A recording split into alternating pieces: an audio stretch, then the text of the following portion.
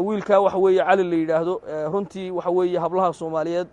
sida waxa weeye u bahdilaya runtii waxa weeye hatta darajada xawayaanaadka waa ka liidataa. Alxamdulillaah rabbil aalamiin wa sallallahu wa sallama ala nabiyyina Muhammad wa ala alihi wa sahbihi wa sallam.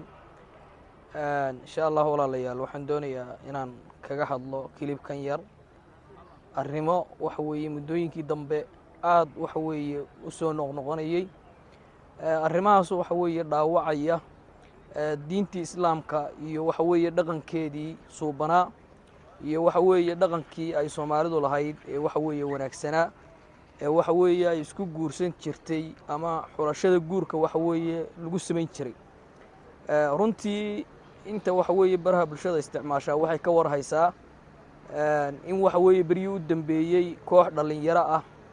oo wiil iyo waxa weeye gabdho isugu jira ay waxa weeye social media si weyn waxa weeye ay u dhax qaadayeen kuwaasoo waxa weeye faafinaya dhaqamo waxa weeye kullidiya diinta islaamka iyo shariicada waxa weeye kullidiya oo waxa weeye dhaqanka wanaagsan ka hor imanaya dhaqamadii ay Soomaalidu lahayd ee waxa weeye ay ku dhaqmi jirtay iyo guurkii waxa weeye Soomaalidu ay lahayd ay isku guursan jirtay iyo qababka ay isku guursan jirtayna waxa weeye dhaawac weyn runtii soo gaarsiiyay arrintaasna waxa weeye runtii wax ka falceliyay oo waxa weeye si wanaagsan uga falceliyay ilaa imika waxa weeye maan arag runtii dadka muslimiinta ah weeraro fara badan baa waxa weeye ku socda hadday waxa weeye tahay xagga waxa weeye diintooda iyo hadday tahay xagga dhaqanka wanaagsan labadaba waxa weeye runtii maanta waxayna kaga socdo dagaal runtii aad iyo aad waxa weeye u weyn oo waxa weeye gaaladu ay runtii dad ay carbisatay oo iyadu waxa weeye wax soo bartay oo ay wax ku soo shubteen in maanta waxa weeye dhaqamadeena iyo waxa weeye arrimaheennii ay inoogu soo dhiibaan waxa weeye si ay dhaqankeennii u dumiyaan oo waxa weeye ay u baabiyaan oo waxba kama jiraan waxa weeye ay uga soo qaadaan diinta islaamka iyo shariicada marka waxa weeye la joogo guurka waxa weeye laba shay ayaa waxa weeye u asala oo waxa weeye nabiguna calayhi salaatu wasalaam uu tilmaamay xadiidka waxa weeye imaam Tirmidhi uu soo saarayo albaanina waxa weeye runtii uu taxsiininayo ayaa nabigu calayhi salaatu wasalaam waxa uu ku tilmaamay idha jaakum man taradawna diinahu wa khuluquhu fazawwijuhu waxa weeye hadduu idin yimaado qof waxa weeye aad ku kalsoon tihiin diintiisa islaamka oo waxa weeye runtii diintii ka run sheegaya oo diintii waxa weeye aqoon u leh marka guurkeena inaga waxa runtii labada qodob baa asal u ah qofku waxa weeye diintiisu inay toosan tahay oo waxa weeye diintii islaamka qof ku dhaqmayo dhaqan gelinaya inuu yahay iyo waxa weeye asalka labaad oo ah akhlaaqda iyo dhaqan wanaag qofka waxa weeye in laga helo haddii runtii labada qodob mid ka mid laga waayo qofka waxa weeye waa loo diidaya waana cillo waxa weeye sharci ah oo qofkii ku soo baxday guurkana waxa weeye loogu diidi karo weeyaan marka qoladan maanta waxa weeye runtii iswadata ee faraha badan ee inankan hablaha waxa weeye soo xareeyay hablaha fara badan ee waxa weeye ajaanibka intuu meel ka kala keenay waxa weeye meel ku soo ururiyay runtii waxa weeye labada arrimoodba waxa weeye dhaawac bay ku yihiin dhaqankii Soomaalidana waxa weeye runtii markaan dib in badan loo raaco taariikhda la eego guurarka ay Soomaalidu waxa weeye runtii ay soo mareen ama guurarkii soo maray taariikhdooda waxa ka ugu liitay oo kamid ahaa guur waxa weeye la yiraahdo heerin oo hablu waxa weeye ay dhulka qaban jireen hatta guurkaas waxa weeye isagoo ah guurarka ka ugu liita heerarkii Soomaalidu ay soo mareen qaabkan ma gaarsiisnay runtii inantu waxa weeye beel bay u tagi jirtay hablu beel bay u tagi jireen inta israacaan beeshaasay waxa weeye wiilal u doonan jireen inay gurdooyin bay sheegi jireen guri baa la geyn jiray guriga runtii marka la geeyo inamada waxa weeye hablaha u baahda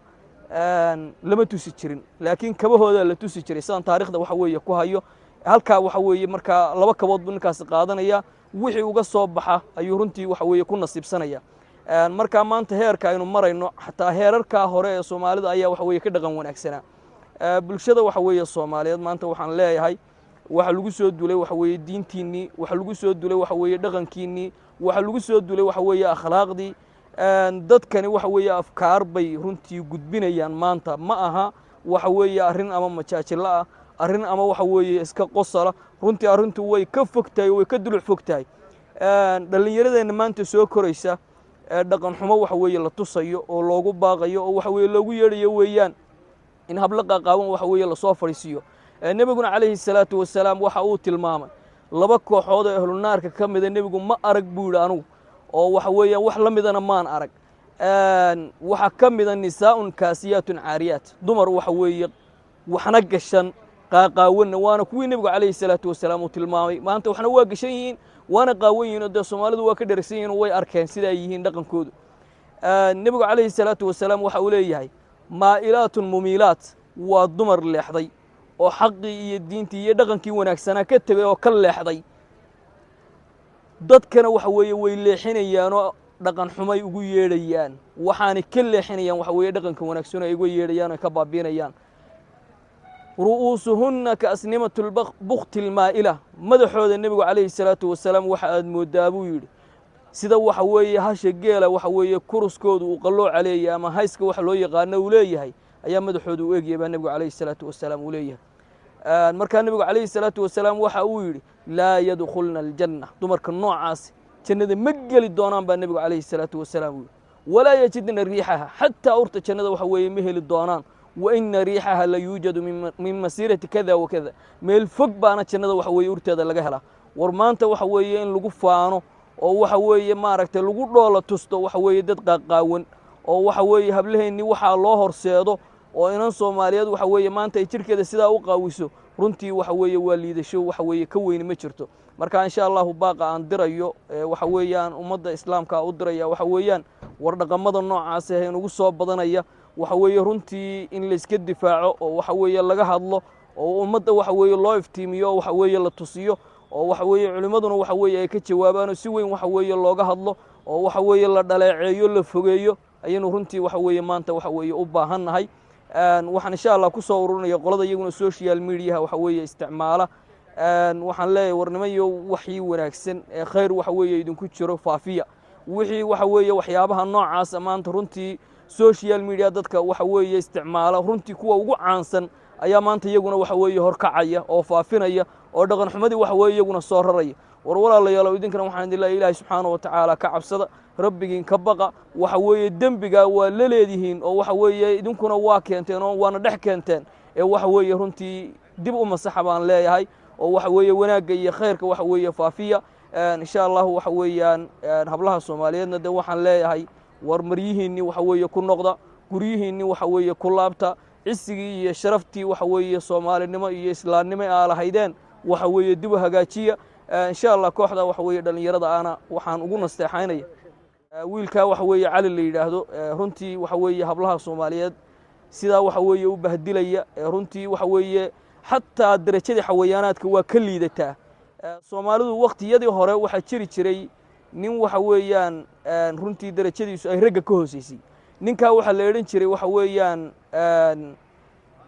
masdil baa la yeeran jiray magaciisa masdil ayaa magaciisa la yeeran jiray waxa weeye raggu runtii markuu duulo ee meelaha sare qabtay ay ragays hayaane waxa weeyaan meelaha loo dagaal tago isaga waxa weeye dumarka iyo caruurta laga tagi jiray oo masaska raggiyo waxa weeye dhaawac sito oo dhimasho wada ayaa soo noqda markaasuu hadhow marka golaal isugu yimaado wuxuu ku faanaa masbaan dilay iyo waxa weeye bahalkana reerka soo weeraro waxa weeyaan ka celiyay marka runtii waxaan leeyahay ninkaas maanta waxa weeye waa masdil runtii wuxuu dilay waxa weeye dhaqankii Soomaalida iyo bulshada waxa weeye muslimiinta abu dilay